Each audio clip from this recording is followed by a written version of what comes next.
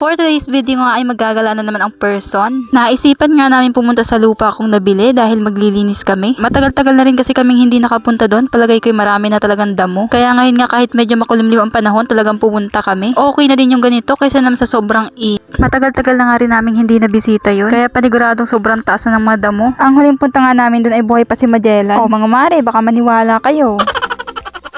Last month pa namin to nabisita kaya siguradong mataas ang mga damo. Titingnan na rin namin yung mga tinanim doon nila Papa. May kanggos at kamote pala sila doong tinanim. So ayun mga marites, nandito na kami. Nagulat pa nga ako dito sa kapit bahay ko. Grabe, parang kailan lang ginagawa pa lang yung bahay. Ngayon ang ganda na. Dahil nandito na kami, magsisimula na kami. May mga dala rin kaming mga gamit para sa paglinis. Dinala namin lahat ng armas sa bahay.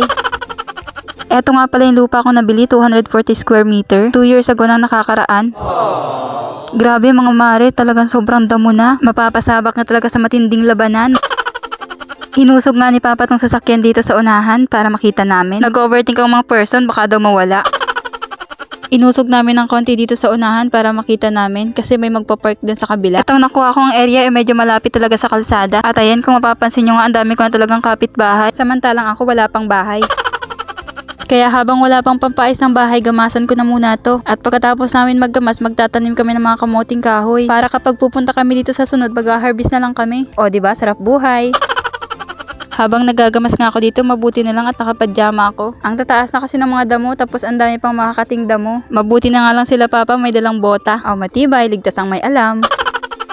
Nung isang araw pa nga namin pinaplanong pumunta dito. Kaya lang sobrang init kahapon. Kaya nireschedule na lang namin ngayon. Napaganda pa nga yung panahon ngayon kasi hindi mainit, hindi rin maulan. Kaya magandang maggamas ngayon. Ang hindi lang maganda ngayon ay maraming langgam na nangangagat. Kumuha na nga si Taton dito ng ampalaya, panghalok sa munggo. Panis mga mare, may hinervest na agad kami. May ilang punong kanggos nga sila Papang tinanim. Ito yung gagamasan nila ngayon para malinis. Sabi nga namin, next time na punta namin dito, magdadala na kami ng pananim. Gagawin namin bakod ang kanggos. Tapos saka kami magtatanim ng mga gulay sa gitna. Lahat ng gulay sa bahay kubo itatanim namin. Tapos magtatayo kami ng vegetable pantry. Tapos lahat ng gustong kumuha, hindi pwede. Bali, ayan na nga si Papa, ginigibunan na yung mga tanim. Kung hindi nyo naiintindihan yung ginigibunan, nilalagyan ng lupa yung mga ugat para mas lumaki ang laman tapos mas dumami pa. Kailangan kasi mag-intay ng 3 to 4 months bago to lalaman. Kung hindi ka naman marunong mag-intay, hukayin mo na. Tapos kainin mo yung ugat, linti ka. Bilib na bilib nga ako dito sa mga kasama ko. Parang mga sinapian sila ng kasipagan. O kaya naman gusto nito magmerienda ng Jollibee. Well, anyway, wag kayong mag-alala. Ako ang bahala sa inyo pag nagkapera ako. Eto nga pala guys, yung bunga ng ampalaya. Matamis to kung kakainin nyo. Kinukuha ko nga at bala ko tong meriendahin mamaya. Kaso parang bulok na yung iba. Nagtataka nga ako, dati kulay red to, ngayon kulay yellow na. Ayan na nga mga marites, nakita nyo naman yung pagbabago. Parang kanina lang nakatayo pa yung mga damo, ngayon nakahilata na. Feeling ko tuloy mas lumaki yung lupa kapag nalilinisan. At habang nagagamas nga sila mga marites, may mga San Fernando ditong layas. Itinanim ko na din. Para kapag namunga ay may aanihin. Pwede bang mamunga ang San Fernando mga marites?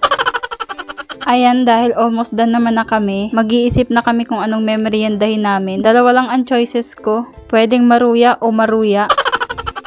O diba grabe ang kakuriputan ko mga mare. At ito na nga yung finished product mga marites. Nagbalak na kaming umuwi kasi meron pa pala akong gagawin. At dahil napagod na rin naman talaga kami. So yun lang mga marites. Bye! Thank you for watching!